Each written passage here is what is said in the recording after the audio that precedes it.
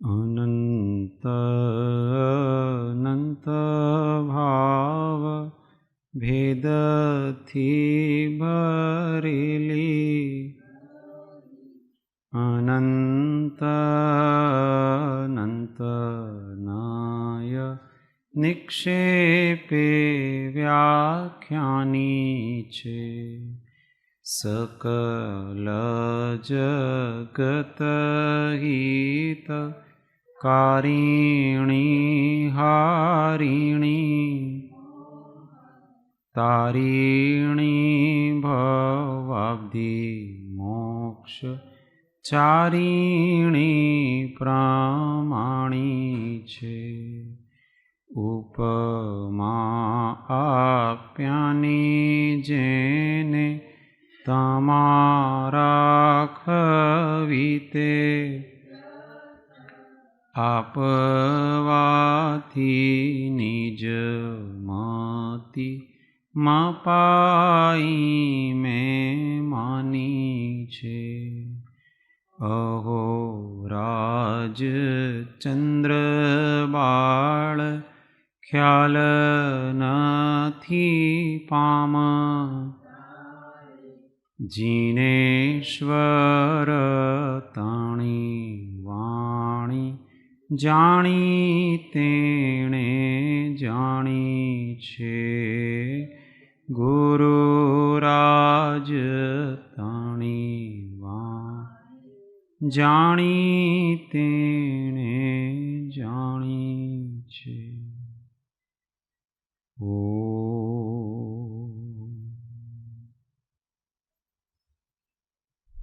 જય જિનેન્દ્ર, જય સદગુરુ.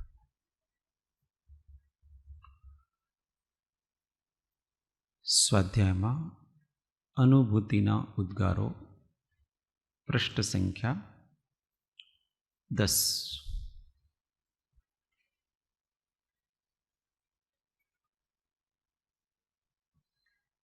પૃષ્ઠ સંખ્યા 10.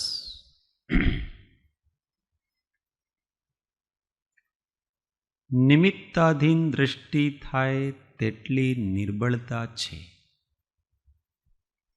પરંતુ તેથી કાયર થઈ શોક ન કરવો. પરંતુ જ્ઞાનીઓના વચનોનો અને ચારિત્રનો આધાર લઈ પુનઃ પુનઃ પણ આત્મદ્રષ્ટિ કરવી, આત્મસ્થિરતા કરવી. આમ કરવામાં પોતાના સર્વસ્વનો ભોગ આપવો, ખૂબ જ પ્રયત્નપૂર્વક આમ કરવું. અહીં જ આ જીવનો પુરુષાર્થ પૂરો થાય છે. બહારના સંજોગોને બદલવાની અહંકાર બુદ્ધિનો ત્યાગ કરીને વસ્તુ સ્વરૂપને યથાર્થ રૂપે જાણીને આત્મસન્મુખતા કરવી છે. તો અહીંયા કહે છે કે નિમિત્તાધીન દ્રષ્ટિ થાય તેટલી નિર્બળતા છે.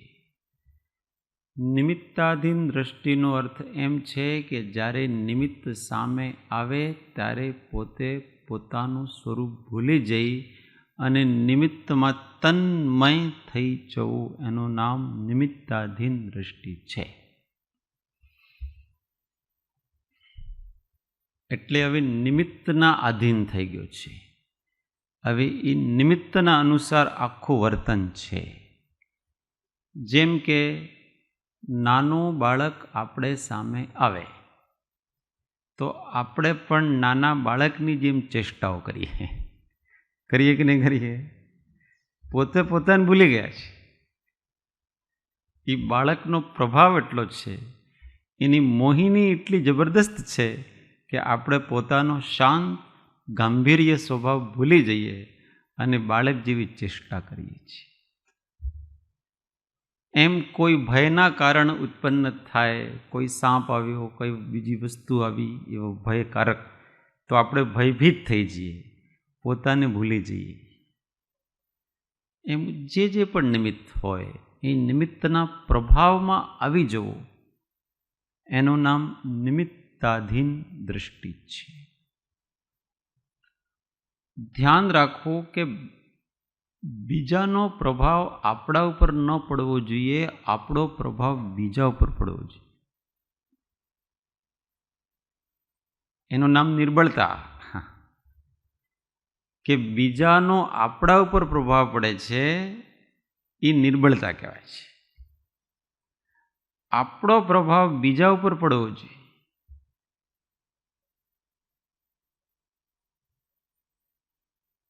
આપણે કોઈ દુર્જન વ્યક્તિ સાથે 3 દિવસ રહ્યા, ખોટી આદત છે, તો એના સંસ્કાર આપણામાં વધારે આવે છે કે આપણા સંસ્કાર એના અંદર વધારે જાય છે? એ સુધરે છે કે આપણે બગડીએ છીએ? એના ઉપર ડિપેન્ડ છે કે આપણી કેટલી શક્તિ છે. જો આપણા અંદર એના સંસ્કાર આવતા હોય તો એ શક્તિશાળી છે, આપણે નિર્બળ છીએ. ને આપણા સંસ્કાર એના ઉપર જો પ્રભાવ પડતો હોય કે એ ધીમે ધીમે સુધરવા લાગતો હોય તો એનો મતલબ સમજવો કે આપણી શક્તિ વધારે છે. હંમેશા આપણી આત્મશક્તિ વધારવાનો પ્રયત્ન કરવો, નિમિત્તને આધીન ન થઈ જવું.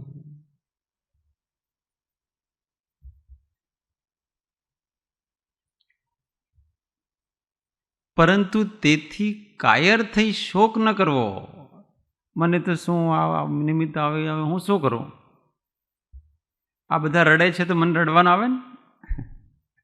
કોઈકને ઘરમાં શોક હોય અને બધા રડતા હોય તો સ્વાભાવિક વસ્તુ છે આપણે રડવાનું. પણ તો વિચાર કરને, શા માટે રડવાનું? એ બધા તો મોહમાં આવીને રડે છે, પણ તારે તો વિચાર કરવાનો છે ને કે આમાં રડવાનું કારણ શું છે. પણ એ વિચાર ભૂલી જાય છે ને બધા જેમ કરે એમ કરવા લાગે છે. તો મુમુક્ષુનું વર્તન જગતના જીવોથી કંઈક જુદું હોય છે. બધા કરે એમ ન કરે, યોગ્ય હોય એમ કરે. પણ ઘણીવાર આપણે કાયર થઈ જઈએ છીએ. બીજાનો આપણી બુદ્ધિ જ ન ચાલે, એટલો પ્રભાવ એ નિમિત્તનો હોય કે આપણે આમ ગભરાઈ જઈએ એકદમ. અત્યારે અહીંયા કોઈ મોટા માણસ આવી જાય, સેલિબ્રિટી, અમિતાભ બચ્ચન, નરેન્દ્ર મોદી, અથવા તો કોઈ ગણાતા મોટા સંત મહાત્મા પણ આવી જાય, આપણે બધા અફરા તફરી થઈ જાય, દોડવા લાગીએ, આ બાજુ દોડે, ખબર જ નહીં કે શું કરી રહ્યા છે. તમે કોણ છો એ તો વિચારો. તમે એટલા બધી દીવાનગી શા માટે? શાંતિ રાખો, જે આવવાના છે આવશે, આવીને જશે ખરા. આપણે તો આપણા સ્વરૂપની, આપણી શાંતિ, આપણી ગાંભીર્યતા એ ન જવી છે, પણ પરિસ્થિતિને આધીન થઈ જઈએ છીએ. અનાદિથી જીવે આ આત્મ સ્વભાવની ઉપાસના નથી કરી, નિમિત્તોમાં તણાઈ ગયો છે. તણાવવાનું નહીં. આપણે કલેક્ટર આવે કે અમેરિકાના પ્રેસિડેન્ટ આવે, આપણે આપણી શાંતિથી હલવાનું નહીં. એ આવીને શું કરશે? આપણો આત્માને કંઈ ઊંચા કરી નાખશે? આવશે ને જશે. આપણે શું મતલબ છે એનો? જેટલું થોડુંક સામાન્ય જે કરવું પડે આપણે વેલકમ વગેરે કરી દઈએ, પણ આમ પેલાને કોઈકને આપે ને થરથર કાંપે. એના માટે બોલવા માટે કહીએ તો થરથર કાંપે, એને પેલું તિલક લગાવવાનું કહે તોય થરથર કાંપે. એ એટલો બધો હોચપોચ છે એ વ્યક્તિ. કારણ अपने को आप भूल के हैरान हो गया, माया के जाल में फंसा वीरान हो गया. मायाजाળ છે આ જબરદસ્ત. મોહ માત્ર પોતાના આત્મ સ્વરૂપ ઉપર આવવો જોઈએ, ત્યાં મોહિત થાઓ. બીજી કોઈ જગ્યા મોહિત થવાની જરૂરત, અથવા તો આત્મ સ્વરૂપને પામ્યા છે એવા સત્પુરુષો પર મોહિત થાઓ, તો તમે આત્મા ઉપર જ મોહિત થશો. એમ કૃપાળુ દેવ કહે છે. આ જીવને સત્પુરુષ ઉપર મોહ જ ના આવ્યો,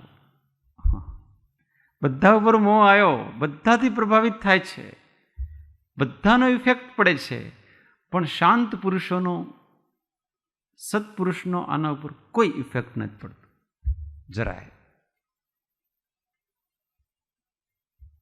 આ જીવની નિર્બળતા છે. તો શું કરવો? કાયર ન થવો, શોક ન કરવો, પરંતુ જ્ઞાનીઓના વચનોનો અને ચારિત્રનો આધાર લઈ પુનઃ પુનઃ પણ આત્મદ્રષ્ટિ કરવી. વાત આવે ને, કોઈ પણ નિમિત્ત હોય, આપણે તો આપણી સ્વરૂપ દ્રષ્ટિને છોડવાનો નથી. આપ સ્વભાવ મેરે अवधु सदा मगन में रहना. आप स्वभाव मेरे अवधु सदा मगन में रहना. जगत जीव है कर्माधीना, अचरज कछु अनलीना.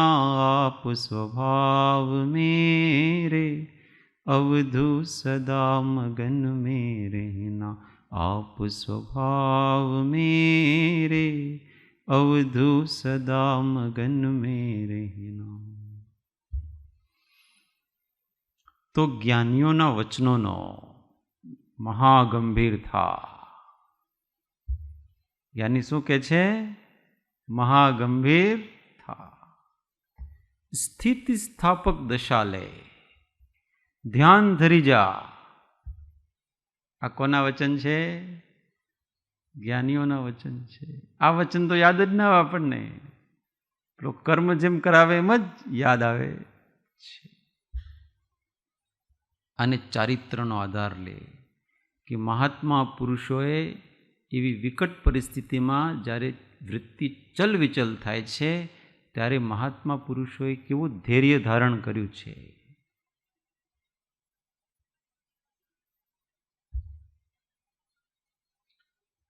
મેરુ તો ડગે પણ જેના મન ના ડગે ભલે, ભાંગી પડે બ્રહ્માંડ. બ્રહ્માંડ ભાંગી પડે પણ સત્પુરુષનું મન વિચલિત ન થાય. તમે એની અખંડ શાંતિ ન તોડી શકો. એ તમને હોચપોચ નહીં દેખાશે, आकुल व्याकुल नहीं दिखाए तुमने.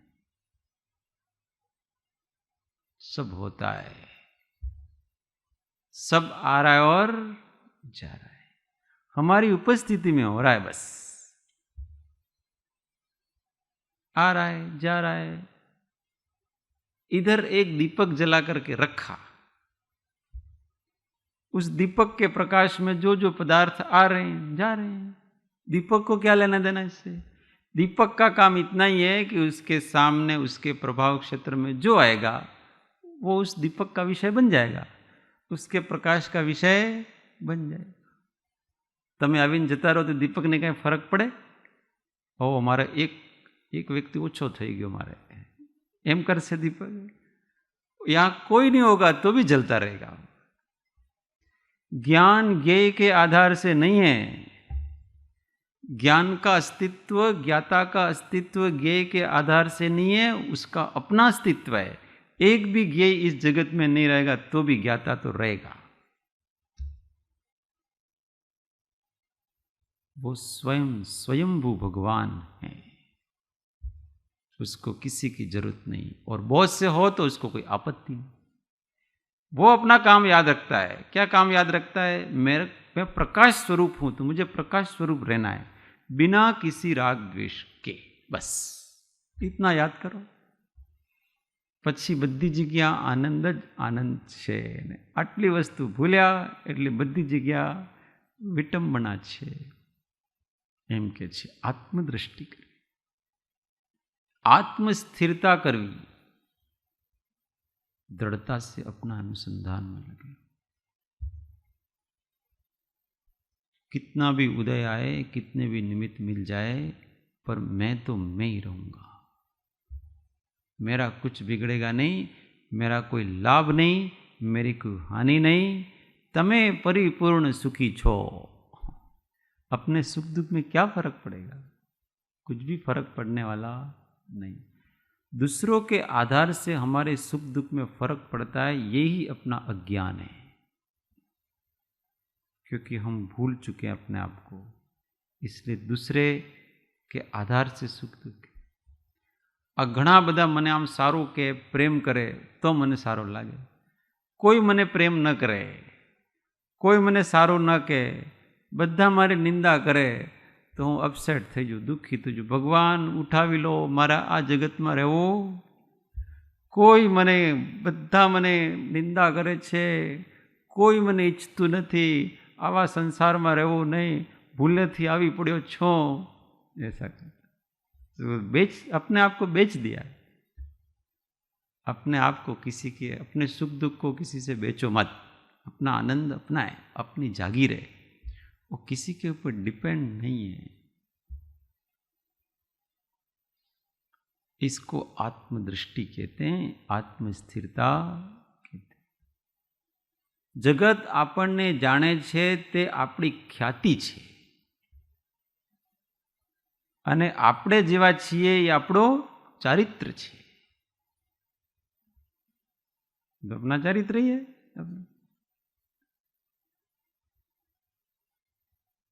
जगत के हिसाब से नहीं चलेंगे, अपने हिसाब से चलेंगे, ज्ञानी के वचनों के हिसाब से चलेंगे। ज्ञानी जैसे चल गए हम वैसे चलेंगे। अब संसार की दृष्टि समाप्त होगी। आम करवामां पोताना सर्वस्वनो भोग आपवो, कुछ भी लूट जाए तो लूट जाए। अडिक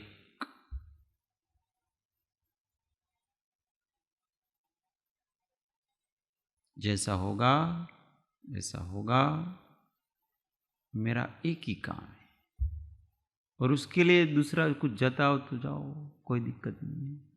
हम अपने हिसाब से चलेंगे। दुनिया का कोई काम बिगड़ जाए ना, चिंता मत करो। अपना आत्मा विकारी नहीं होना चाहिए, अपना आत्मा चल विचल नहीं होना चाहिए। बस सारी प्रलय आ जाए ना, अपने को कोई फर्क पड़ता नहीं।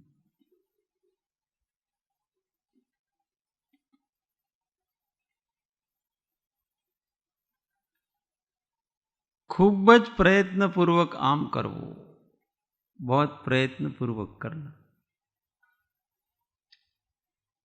અહીં જ આ જીવનો પુરુષાર્થ પૂરો થાય છે। हम अपना पुरुषार्थ यहाँ पूरा हो गया। हम पूरा जोर लगा करके अपने आत्म स्वभाव में स्थिर होने का प्रयत्न कर रहे हैं। उसके लिए जो जो करना है वो कर रहे हैं, बाकी अपने हाथ में नहीं। ઘણું સહેલું છે। આત્માની સાધના કરવામાં એકવાર આપણને ચાવી મળી જાય ને, ઘણું સહેલું છે। पर वो अपने को रहस्य पता नहीं पड़ रहा है कि इस जीव को परमानेंट करना क्या है 24 घंटे। तो जिसको गुरु का ज्ञान हुआ है, जिसको बीज ज्ञान हुआ है, उसको परमार्थ का रहस्य पता पड़ गया है, उसको परमानेंट करने का क्या काम है वो पता पड़ जाता है। इसलिए उसको ऐसा नहीं होता है, अच्छा હવે શું કરવાનું, अच्छा હવે સ્વાધ્યાય પૂરું તો પછી શું કરવાનું, એમ नहीं। एक काम तो आपको हमेशा के लिए दे दिया गया और वो आपको सिद्ध अवस्था तक लगातार करना है, वही काम करना है।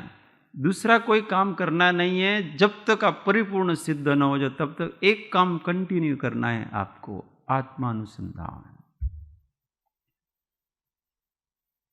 उपयोग को केवल अपने स्वरूप के चिंतन में, अपने स्वरूप के श्रद्धान में, अपने स्वरूप के अनुभवन में लगाए रखना, निरंतर स्व की जागृति रखना, ये काम तो अपना परमानेंट है।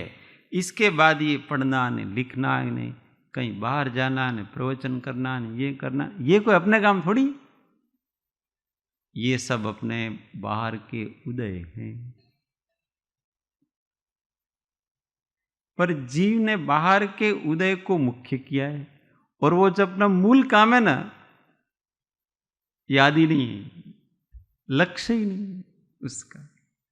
हर समय अपना मूल काम आत्म जागृति, मैं शांत निराकुल चैतन्य हूँ, मुझे शांत निराकुल रहना है।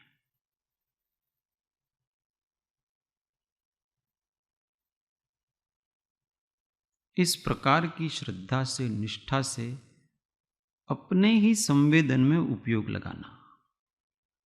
हमको क्या अनुभवन करना है, क्या जानना है? कुछ नहीं जानना है, केवल अपना काम यह है कि हम निरंतर अपने को जानते रहें,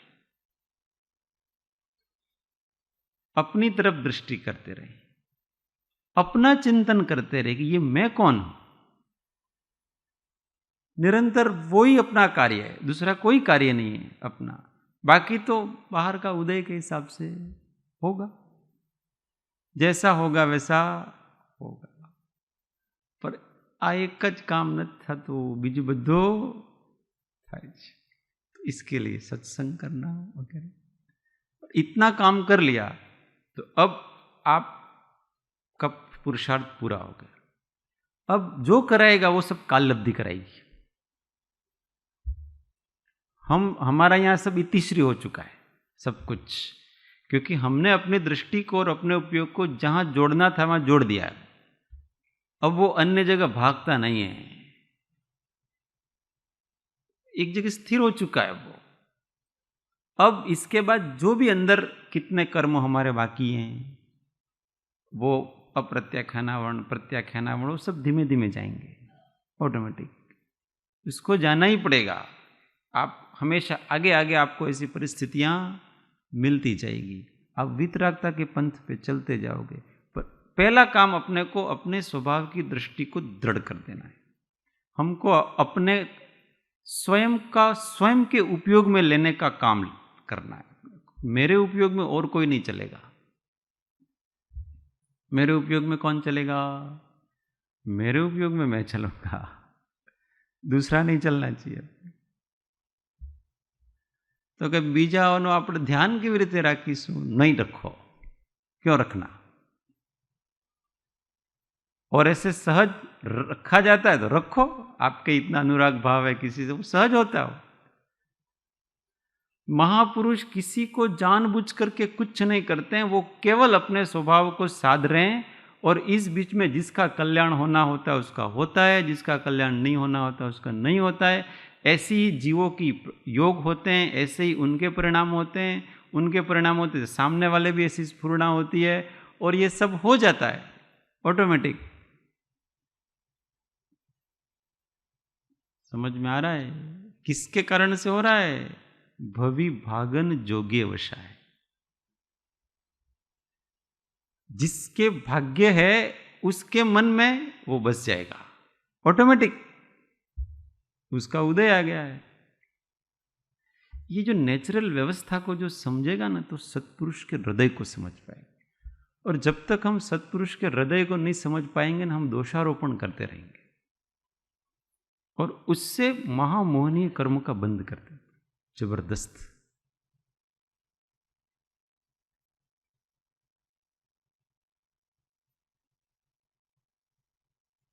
સત્પુરુષના અંતઃકરણને જોઈએ છીએ અને તેવા થઈએ છીએ। क्या कहते हैं कृपालुदेव? सत्पुरुषना अंतःकरणने જોઈએ છીએ અને તેવા થઈએ છીએ। बार बार सप्तपदी हमारे स्वाध्याय में चला भी। पहला काम निरंतर उदासीनतानो क्रम, बाकी बस सब सत्पुरुष के ऊपर है। अभी इतना आप कर लो, अभी रुचि खत्म करो संसार, बाकी क्या करना है? अब पहला काम सत्पुरुष ने भक्ति प्रत्ये लीन थे। दूसरा काम, दूसरा मुद्दा सत्पुरुषोना चरित्रोनो स्मरण करवो। फिर आगे सत्पुरुषोना लक्षणों चिंतन, लवलोकन चिंतन करवो। तेना मुखाकृतिનું હૃદયથી અવલોકન કરો। તેના મન વચન કાયાની પ્રત્યેક ચેષ્ટાના અદ્ભુત રહસ્યોનો ફરી ફરી નિધિધ્યાસન કરો। તેઓએ सम्मत करेलो सर्वसम्मत करो। सारी ये भक्ति का मार्ग, भक्ति का मार्ग नहीं, निर्वाण का मार्ग है, ऐसा समझना चाहिए। वास्तव में जैसे जैसे हम समझते हैं वैसे वैसे हमको रहस्य पता पड़ते हैं। ये है मामला सारा का सारा। मैं क्या समझता था और ये क्या निकला, अलग ही प्रकार से निकलता रहता है। शुद्ध अंतःकरण से शुद्ध चित्त वाले सत्पुरुषों का चिंतन करना चाहिए, तो अपना भी चित्त शुद्ध होकर के हमारा अंतःकरण भी वैसा बनता है। બહારના સંજોગોને બદલવાની અહંકાર બુદ્ધિનો ત્યાગ કરીને વસ્તુ સ્વરૂપને યથાર્થ રૂપે જાણીને આત્મ સન્મુખતા કરવી છે। क्या करना है अपने को?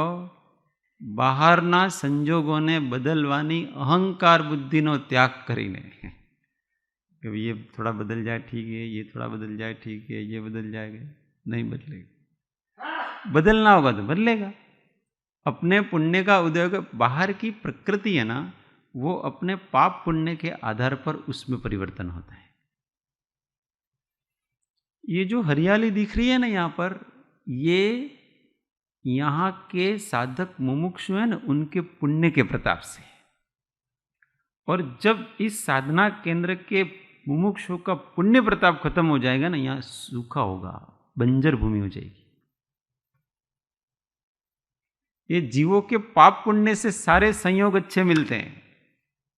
भोग भूमि में पुण्यवान जीव होते हैं, तो क्या होता है, कल्प वृक्ष ऑटोमेटिक उत्पन्न हो जाते हैं। और जैसे जैसे वो पुण्यहीन लोग आते रहते हैं, वो कल्प वृक्ष धीमे धीमे खत्म होते जाते हैं। और फिर तीसरे काल के अंत में तो वो कल्प वृक्ष रहते ही नहीं है, क्योंकि पाप बढ़ गया। अब वो कल्प वृक्ष को किसने पैदा किया? किसी ने नहीं। आपके पुण्य बल से प्रकृति उस रूप परिणत हो रही है। अपन देखते हैं ना, आजकल भूमि का रस खत्म हो गया है। पहले जैसा स्वादिष्ट अन्न हुआ करता था, ऐसा स्वादिष्ट अन्न नहीं। पहले जैसे स्वादिष्ट फल हुआ करते थे, ऐसे स्वादिष्ट फल नहीं है। कुछ भी अच्छा नहीं रहा है, सब नीरस हो रहा है धीमे धीमे। इसलिए डुप्लीकेट रासायनिक रस मिलाते हैं, उससे बीमार पड़ता है। स्वाभाविक रस तो प्रकृति का है ही नहीं। क्यों? पापी लोग हो रहे हैं, पाप बढ़ रहा है। प्रकृति में पाप बढ़ेगा तो प्रकृति रुष्ट होगी कि नहीं होगी? ये तो साइंस है। क्रिया की प्रतिक्रिया होगी हमेशा। तो ये ईट पत्थर, जो अनुकूल ईट पत्थर वगैरह ये पंच महाभूत हैं, वो पुण्य के उदय से। प्रतिकूल महाभूत है वो पाप के उदय से। अभी गर्मी आएगी, અત્યારે તો માર્ચ મહિનામાંથી જ ગરમી ચાલુ થઈ ગઈ છે। 2 મહિના કેવી રીતે જશે? क्यों गर्मी बढ़ रही? हम अलग अलग कारण देते हैं। પેલી ઓઝોન પરત છે એના અંદર છેદ થઈ ગયું છે ને એના અંદર સૂર્યનો પ્રકાશ આવે છે ને એનાથી પેલા બરફ ગ્લેશિયર બળે છે ને આ છે ને પેલો। कुछ नहीं ऐसा, ये पापी जीव हो रहे हैं। अभी सब पुण्यात्मा हो तो वो ओजोन का छेद भी भर जाएगा, सब भर जाएगा, सब अच्छा हो जाएगा उसकी।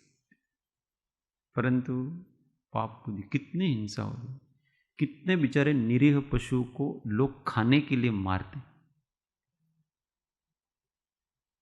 रोज कितनी मछलियां मरती हैं खाने के लिए। हो ऐसे अपने आयुष्य से मरे तो कोई बात नहीं, परंतु अपन अपने खाने के लिए मारते हैं पंचेंद्रिय जीवों को। कितने गायों को मार रहे हैं, कितने जानवरों को मार रहे हैं, अपने पहनने के कपड़ों के लिए, अपने बेल्ट के लिए, अपने जूतों के लिए, अपनी टोपी के लिए। कितना सारा हो रहा है। वो बेचारे आज कुछ कह नहीं सकते। और हम, हमारे अंदर थोड़ी ताकत है और हम उनका ऐसा करते हैं, तो उनकी जो हाय निकलती है ना, वो हाय लगेगी कि नहीं, इससे हमारा पुण्य क्षय होता है और सारी परिस्थितियां फिर प्रतिकूल आती। ये धरती नरक के रूप में कन्वर्ट हो जाती है। जिसे देखना आगे का छठा काल आएगा। छठे काल में क्या होगा? छठे काल में धर्मनाश हो जाएगा। जब तक धर्म है तब तक थोड़ा ठीक है, जैसे धर्म नाश होगा तो क्या होगा? सबसे पहला काम होगा कि सभी जीव पूरे मांसाहारी हो जाएंगे। अग्नि नष्ट हो जाती है, लोग पकाकर नहीं खाते, कच्चा ही खाएंगे। उनकी आयुष्य, मैक्सिमम आयुष्य 20 साल का। छोटे छोटे लोग, अभी भी कमी हो रहा है ना, आयु बल वगैरह तो सारा कम हो रहा है, ऊंचाई वगैरह। पहले 500 धनुष के थे, अभी इतने इतने रह गए हैं। सब कुछ क्षरण हो रहा है धीमे धीमे। अभी ये 18,500 साल बाकी है, उसमें और धीमे धीमे कम होगा। अभी तो अपने को थोड़े लंबे चौड़े व्यक्ति दिखते हैं, फिर वो लंबे चौड़े नहीं दिखेंगे, इतने इतने दिखेंगे, वो नहीं दिखेंगे अपने को। सब कुछ तहस नहस हो जाएगा। केवल लोग एक दूसरे के दुश्मन होंगे, एक दूसरे का स्वार्थ सिद्ध करना, प्रेम, स्नेह, वात्सल्य, ये सब चीजें समाप्त हो जाएगी। जंगल में जो लोग कैसे जीते, जानवर, बस जब तक उसको भूख नहीं लगती है तब तक बाकी के जानवर सुरक्षित हैं, और जैसे भूख लगी सब असुरक्षा में आ गए। अभी वो जो खा पी के पड़ा है ना, पेट भर गया, इसलिए शांति है वहां। और जैसे ही भूख लगेगी, हाहाकार मचा, जो मिले वो खाएगा। ऐसे ही मनुष्य है, इच्छा जागेगी, वहां कोई अपना भाई नहीं, बहन नहीं, किसी को कुछ नहीं देखा जाएगा। अपने भाई को भी मार करके खा लिया जाएगा। और धीमे धीमे हो ही रहा है। अपने स्वार्थ की सिद्धि के लिए माता की हत्या कर रही, मां बेटे की हत्या कर रही, पत्नी अपने प्रेमी के चक्कर में पड़ करके पति की हत्या कर रही, पति अपनी प्रेमिका के चक्कर में पड़ करके पत्नी की हत्या कर रहा है। ये सब तो अभी चिन्ह तो दिख ही रहे हैं अपने को। इस कारण से प्रकृति रुष्ट हो गई। ऐसा ही होगा। इसलिए हम बाहर को नहीं बदल सकते हैं। हम किसको बदल सकते हैं? अपने को, कि इस महाथिट हुंडा अवसर्पिणी नामक इस पंचम काल में हमने जन्म लिया है। अब हमको बहुत सारा ऐसा ज्ञान हुआ है, विवेक जागा है, तो चुपचाप यहाँ से बिना किसी ज़्यादा अखतरा, कहते हैं ना उसको, कि ये निकल जाओ यहाँ से शांति से। बहुत उठापटक करने की जरूरत, ऐसा बहुत मत करोगे हम सारी दुनिया को सिखा देंगे, सारी दुनिया को सुधार देंगे, इसके चक्कर में मत पड़ना, अंत में खड्डे में गिरेंगे नहीं। जिसको सुधरना वो सुधरे, जिसको बिगड़ना वो बिगड़े। अपना दीपक जला के रखो, अपने प्रकाश में जो आएगा वो प्रकाशित होगा। तो देखो जीवन कितना शांति वाला हो जाता है। यहाँ तो दुनिया की चिंता पड़ी है, देशનું શું થશે, पर आपके घर के बाहर कचरा पड़ा है, 3 दिन से वैसे के वैसे पड़ा है, और वह अपने देश की चिंता कर रहा है कि क्या होगा। कचरा उठा के पहले कचरा पेटी में डालो, तब देश सुरक्षित रहेगा। आपके आसपास पड़ोस वाला जीव है, वो इतनी परेशानी में है, झोपड़ी में है बेचारा, और ये महल खड़ा है इसका, उसको इलाज कराने के लिए पैसे नहीं है, वो पैसे लेने आता है तो वो भी ब्याज पे देता है कि इतने दिन बाद इतने भाई आटलो ब्याज मारे तो लेवानो छे। बेचारा वो मजबूर में, तो क्यों आपके पास इतना सारा है तो उसकी झोपड़ी क्यों है? आप थोड़ा तो उसको अपने लेवल में ला सकते हो कि नहीं ला सकते हो? ला सकते हैं। देश में आवुं ज छे ने, गरीबी छे खूब। कैसे गरीबी है? गरीबी कहाँ से आई? गरीबी हमसे आई। वो सब चिंता करने के बजाय हम कितने की हेल्प कर सकते, हम 5 जनों की कर सकते तो वो करें ना। और ऐसा सब सोचेंगे तो ये देश कैसा हो जाएगा? चिंता करना अलग बात है, और अपने आप को उस रूप में ढालना एक अलग बात होती है। तो अपना दीपक जला के रखिए, अपना जीवन इतना साफ सुथरा, शांत, निराकुल हो कि उसके प्रभाव क्षेत्र में जितने आएंगे उतने तो सुधर जाएंगे अच्छे से। वो भी उनकी योग्यता होगी तो, नहीं योग्यता होगी तो नहीं सुधरेंगे। बाकी सारी जगत की चिंता करने की जरूरत अपने को। ऐसी दृष्टि वाले जहाँ लोग होंगे उस देश की उन्नति होती है, उस समाज की उन्नति होती है। एक शांत पुरुष है, वो बैठे बैठे ही सारी दुनिया का भला कर रहा है, कुछ नहीं कर रहा है, केवल बैठे बैठे सारी दुनिया का भला कर रहा है। क्यों भला कर रहा है? क्योंकि उसको किसी का भी बुरा करने की इच्छा नहीं, यही भला करना है। तो उसके हृदय में से हमेशा सबके सुख की कामनाएं निकलती है, उसी से वातावरण की शुद्धि होती है। किसी का भला न कर सके तो कोई बात नहीं, किसी को भी अंतराय रूप नहीं होना, ये इस जगत की सबसे बड़ी भलाई है। आज भगवान सिद्धशिला पर विराजमान है, किसका भला कर रहे हैं? किसी का भला नहीं कर रहे हैं, किंतु वो किसी का नुकसान नहीं कर रहे। बस यही उनका उपकार है। आप किसी को नड़ो मत, ये सबसे बड़ा उपकार होता। ऐसा अपना एक अंतर्मुख जीवन बनाए, सत्य को हमेशा नजर के सामने रखें। अपना एक निराला जीवन होगा, वो किसी के सापेक्ष नहीं होगा, अपने सापेक्ष अपना जीवन है। देखो, मुक्ति का आनंद इस शरीर के रहते मिलेगा, इसी देह में अपने को मिलेगा। परंतु हम दुनिया की चकाचौंध में अंधे हो जाते हैं, अपने आप को भूल जाते हैं। सीधा साधा व्यक्तित्व बनाओ ना, क्यों इतना सर? इसके लिए साहस चाहिए, आत्मविश्वास चाहिए। जय कृष्णमूर्ति नाम के एक बहुत बड़े दार्शनिक हुए। वो बचपन से ही बहुत प्रतिभा वाले थे, तो उनको थियोसॉफिकल सोसाइटी वाले डॉक्टर एनी बिसेंट और उनकी नज़र पड़ी उनके ऊपर। उन्होंने सोचा कि ये जोरदार बच्चा है, इसको आधार बना करके अपन सारी दुनिया में अपने विचारों को रख सकते हैं। तो उन्होंने सबसे पहले तो ऐसा किया कि उन्होंने उस बालक को बुद्ध का अवतार घोषित कर दिया। तो उस हिसाब से, परंतु क्योंकि बौद्ध धर्म भारत में था नहीं, इसलिए मानने वाले बहुत कम, इसलिए वो चला नहीं कुछ मामला। फिर उन्होंने सारे ईसाई देशों में, यूरोपीय देशों में धीमे धीमे ये घोषित करना कि ये ईसा के क्राइस्ट के अवतार है।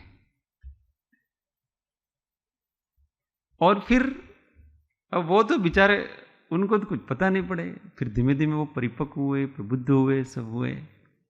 इसके बाद फिर उनको ऑफिशियली एक बहुत बड़ी वेटिकन सिटी में एक सभा आयोजित की और उनको ऑफिशियली घोषित करने के लिए सभा थी कि क्राइस्ट के नए अवतार है।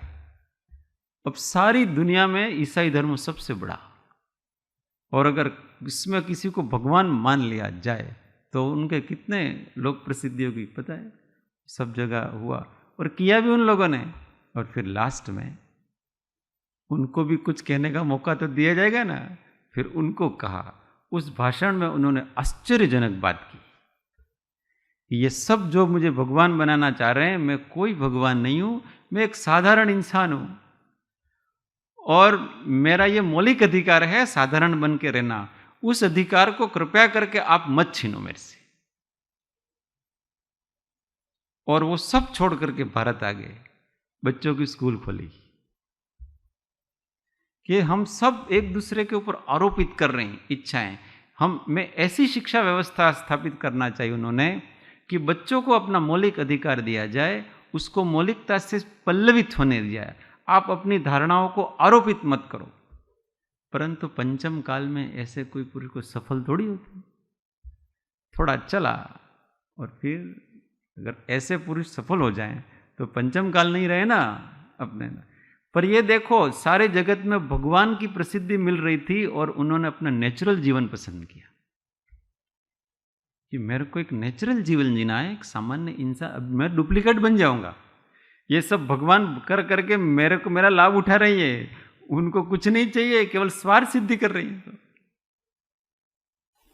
साहस चाहिए, सीधा साधा सरल मौलिक जीवन जीने के लिए साहस चाहिए, आत्मविश्वास की जरूरत होती है। नहीं तो हमारा आत्मविश्वास जैसे ही थोड़ा बाहर का देखते हैं दिखता है, अरे यार આપણે કંઈ ગલત તો નથી, આપણે તો કોઈ ગલત તો નથી, બહારમાં તો આટલા આગળ વધી રહ્યા છે, આમનું આ થઈ રહ્યું છે, આમનું આ છે, એટલે કંઈક આપણે અંદર કમી લાગે છે, कॉन्फिडेंस नहीं है।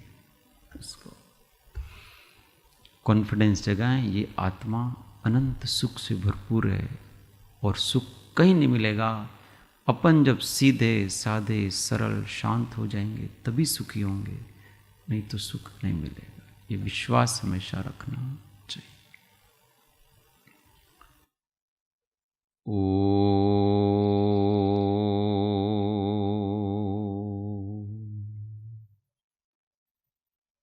सुख धाम अनंत सुसंत चही, दिन रात्र रहे तध्यान मही, पर शांति अनंत सुधामय जे, प्रणमो पद ते वरते जयते, ओ प्रणमो पद ते वरते जयते। बोलो महावीर स्वामी पंच परमेष्ठी परम कृपाणु सद्गुरु सब संतन की जय, शुद्ध आत्मदेव की जय। ओ